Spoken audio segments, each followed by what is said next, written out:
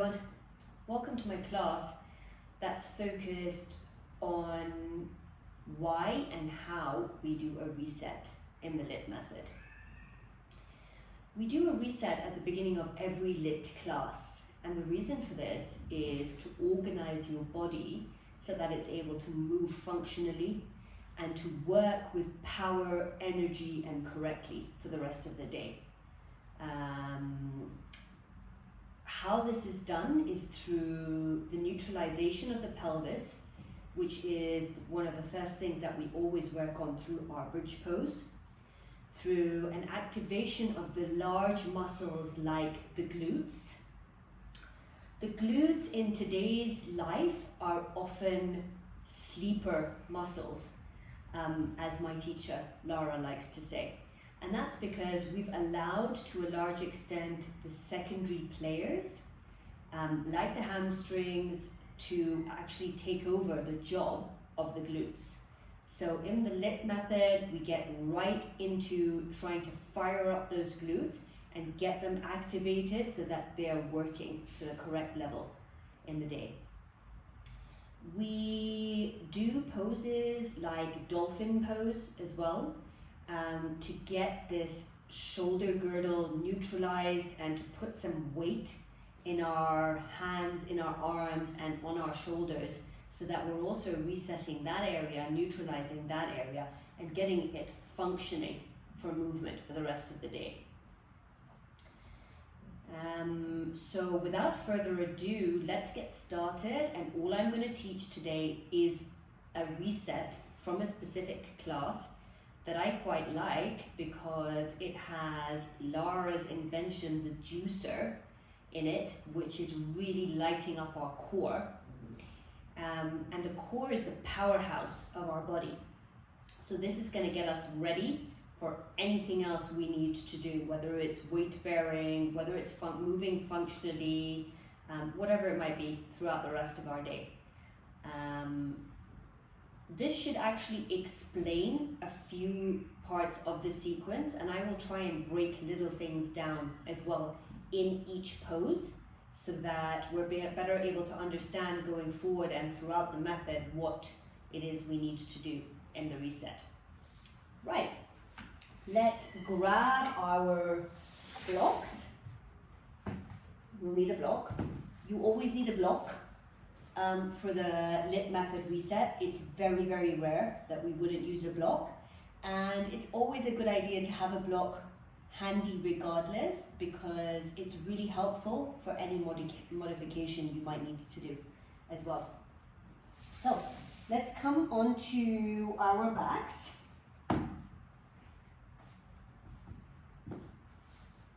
And we will bend our legs with our feet on the ground.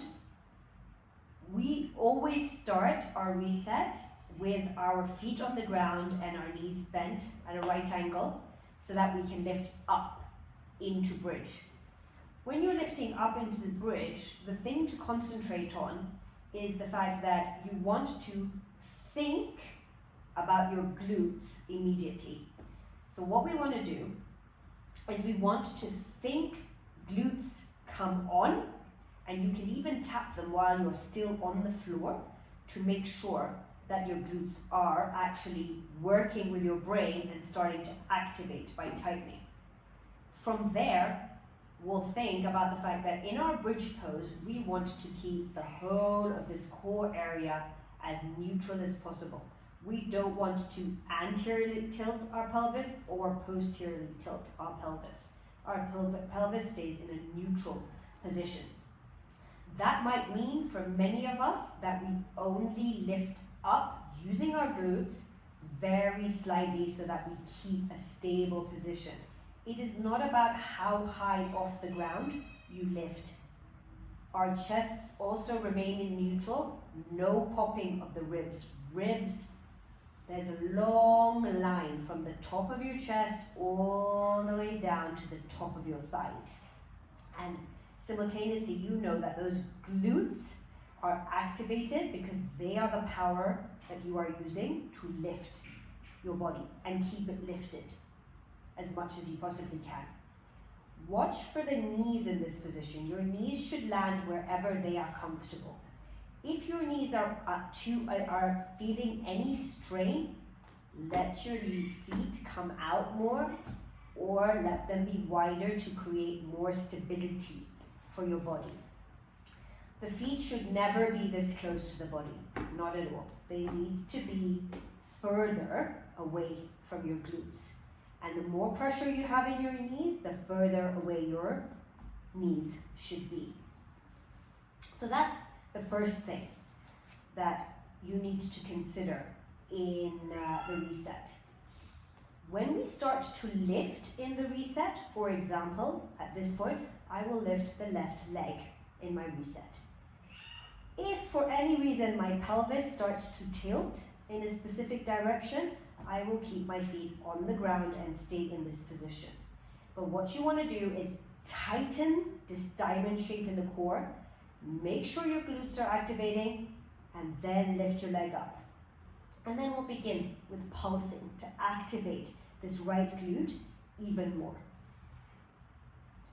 Make sure that core is always strong. It's your powerhouse. It's what's going to create that energy for a movement. And we'll reduce the leg. We always stretch our wrists in a reset. The reason for stretching your wrists is because we are on our hands a lot in the LYT method. Being on your hands does not mean doing a handstand.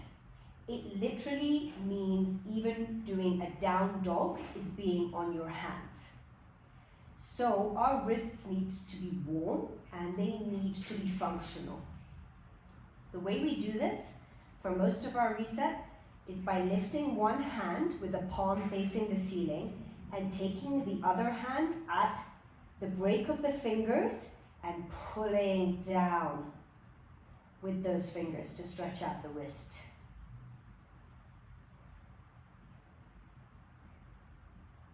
It's such a nice feeling to do this. And of course, you'll do it on both sides.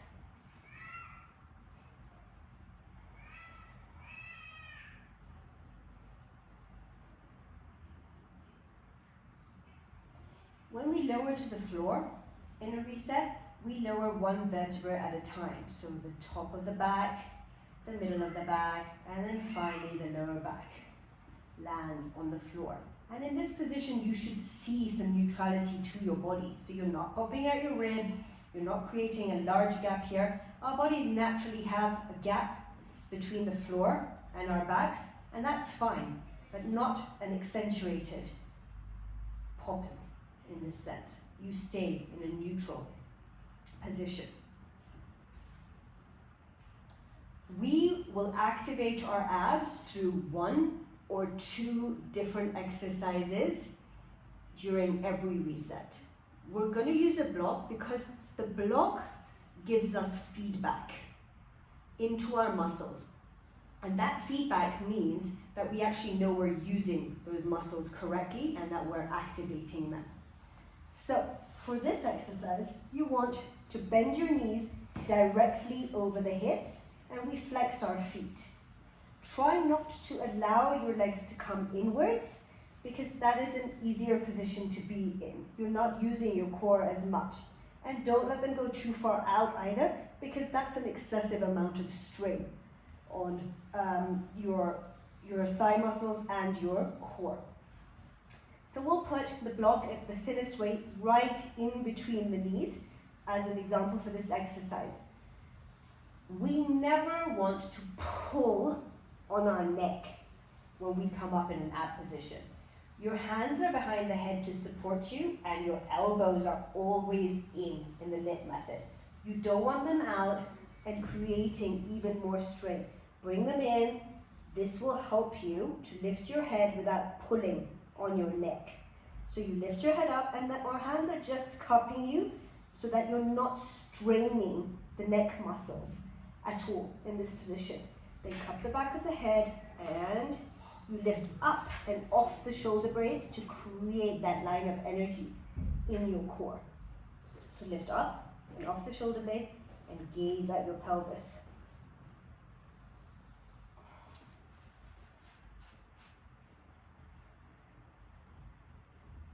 We lift up off the shoulder blades and gaze down at the pelvis, and simultaneously map in our brain to draw everything together in the pelvis area and down into a diamond shape.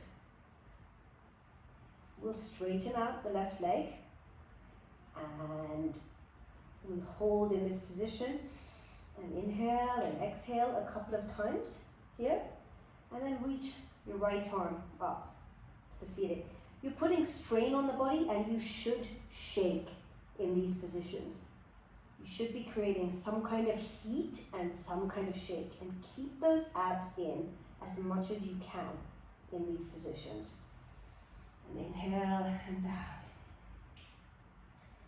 Exhale and lift up again off the shoulder blades. Use your core instead of your head to lift you up.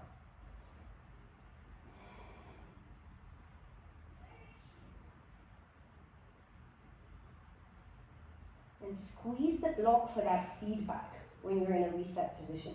Squeeze the block with your legs and get that feedback back.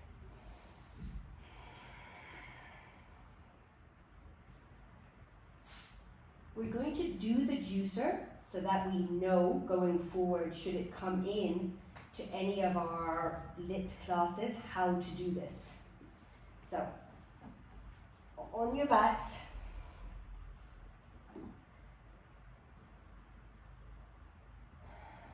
legs up in the air, straight up in the air. And then we'll inhale and lift up off the shoulder blades and lower our left leg 30 degrees off the mat. We will then take our right leg and cross it over and squeeze our thighs together and squeeze our core simultaneously together. We'll take our left hand up and across our bodies and squeeze as if you're squeezing out a lemon until you get that last drop out. Inhale, release everything, the legs come back up and you lower all the way down. We'll do that on the other side so we can see it from the other angle. And we repeat and build on our ab exercises so that our brain starts to map using the core in a specific way. Inhale, lift up off the shoulder blades, the right foot comes down to about 30 degrees, and then the left comes over and across, the right hand lifts up, and you twist slightly and it comes across your left leg, and you squeeze your legs together, and you squeeze your core together as much as you can. Inhale, release the legs, hand comes back behind the head, and lower, all the way to the ground. In a normal class, we will repeat that so that you're doing about 3 on each side. Supine twist, which is always in our reset, setting off the hips, the thoracic spine, stretching out our shoulders and our pec as well. Our hips generally come as wide as the mat. We then lower our hips to one side. The aim is not to have your legs touch the floor, your knees touch the floor. What the aim is to stretch out this area but retain a neutral pelvis. And so what you do want to do is light up the glutes.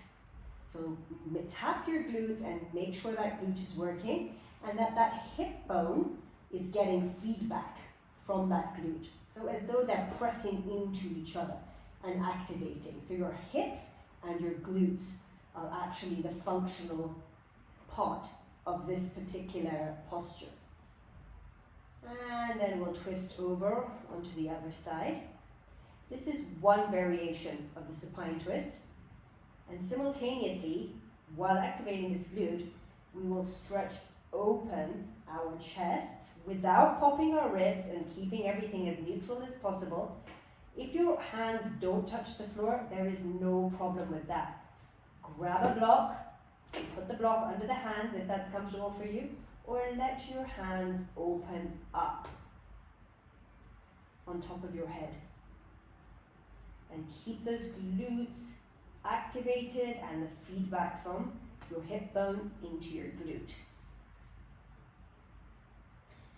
Another way to do supine twist is to pull our knees into our chest and twist over.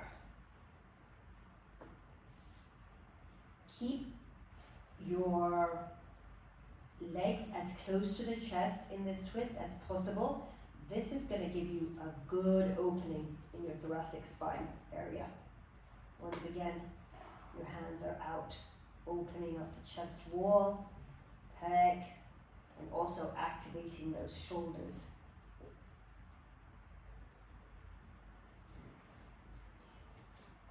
Next pose we do is generally quadruped. Quadruped is coming onto our hands and knees on the floor. Our knees are directly under our hips and our wrists are directly under our shoulders.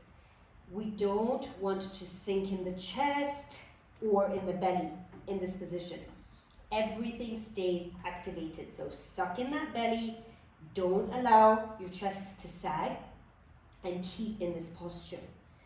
This is creating that energy flow in a stable position.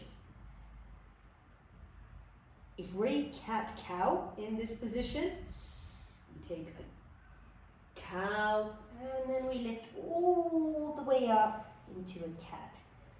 Take a cow and lift all the way up into a cat. Should we be using our hands and legs in this position, we want to retain this neutral area in the chest. So we will pull our legs out and keep that belly sucked in as much as you can and keep that chest neutral, and then we'll lift up our legs and make sure that our pelvis also remains neutral in this position. If there's any tilting going on, then stabilize by keeping your feet down, if that's what you need to do. The next pose we come into is dolphin pose. This is putting a lot of strain on our shoulders. This is good strain. It's good feedback for our shoulders. It's neutralizing and activating at the same time. When you come into dolphin pose, you can either have both forearms on the floor, which eventually is the setup to actually lift yourself up into a pincha or any kind of forearm balance. If you feel for any reason that there is too much strain in your shoulders in this particular position, feel free to clasp your hands together. It is better to clasp your hands together and not create damage in that shoulder area. Keep the belly in tight and tuck the toes and lift your feet up and walk them in slightly. As you can see, my neck is not being strained, and therefore causing strain on my shoulders. I keep my neck down and in neutral. And we bend our knees as much as we need to so that we are lengthening the lower back and not creating any kind of strain in the whole of the lower back area. You want there to be a one long line from the top of your head all the way down your back when you are in dolphin pose. If for any reason there is an uncomfortable strain, bend your knees even more and tighten that core. The answer to most issues is always more core.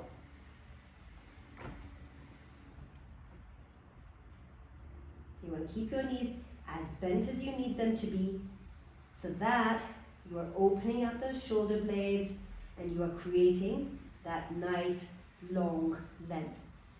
We lift up our leg. We do not lift up our leg to tilt our hips. Our legs lift up to the point where you retain that neutral pelvis. Neutral pelvis is the way we need to be in all of our positions in the LYT method. Finally, in the reset, we come to Sun Salutation 1. Sun Salutation 1 is a specific train of events in this one posture. So we're going to break it down so that you always know what to expect in Sun Salutation 1. We come to the front of our mat and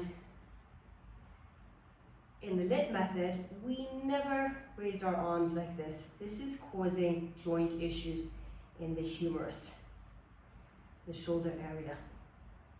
Instead, what we do is we lift our arms forward and then up. It's a much easier posture. When you do it, you will feel it. When we forward fold, we don't want to cause strain in any area, our lower back, our hamstrings, our quads. And we want to start activating our hips, creating hip flexion. So what we do is we bend at the knees, and if you want to initially, feel free to put your hands in that hip area to push your hips back, bend your knees, and then forward fold with a neutral neck.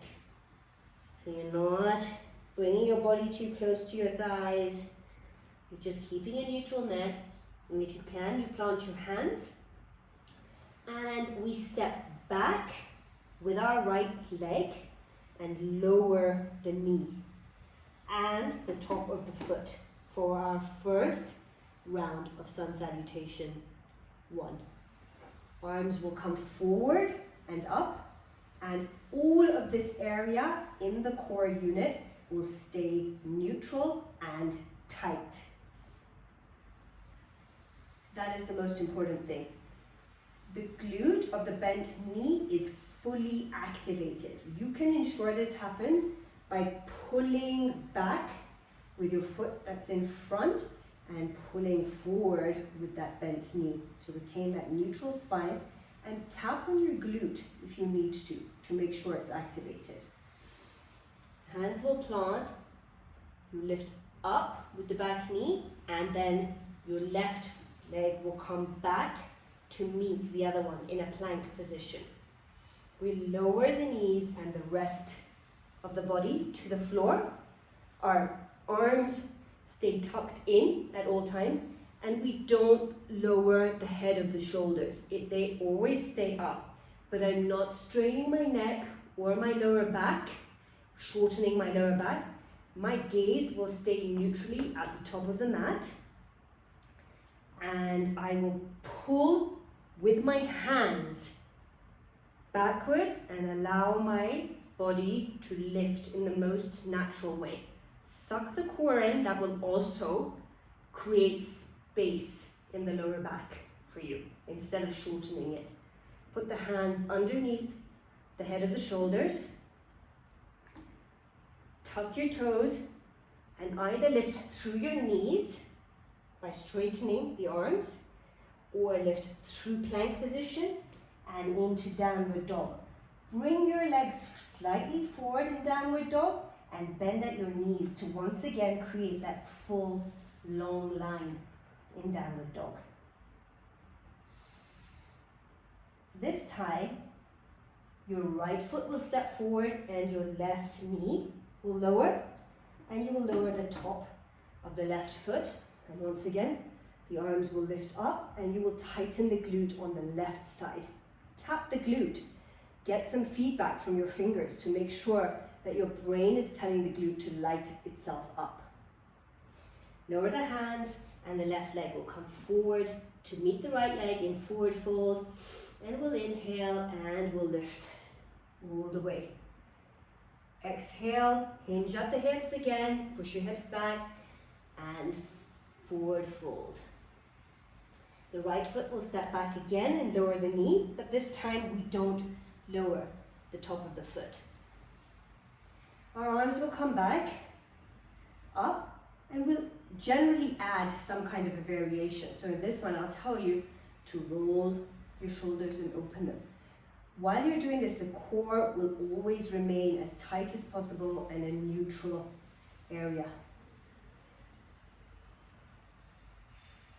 Plant the hands, step back for plank position, lower the knees and the rest of the body, not the head of the arm bones.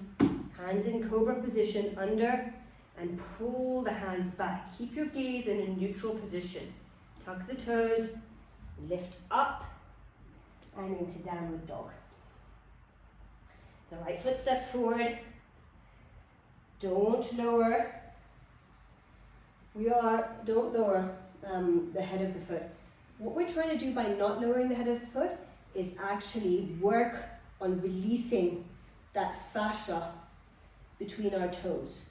What we don't realize is that by closing our feet into shoes all day, every day, we are cramping that area and not allowing for the muscles to flex and actually do what they're supposed to do. So this is what we're trying to give them the ability to do in this position. You roll your shoulders once again. It's not a movement where you're moving your pelvis. Only your shoulders are rolling here. Not popping the chest or doing anything like that. Plant the hands, and once again, the left foot will come forward and we'll lift up. Each set of the sun salutation will do both sides stepping backwards and going through a whole vinyasa to reach the front of the mat. We do this 3 times in every sun salutation 1. I hope this gives you an idea of why we've done the reset, and hopefully going forward you will know what muscles you're trying to activate and work on and why, and also the different steps in certain flows that we do. Namaste. I look forward to seeing you at my next class.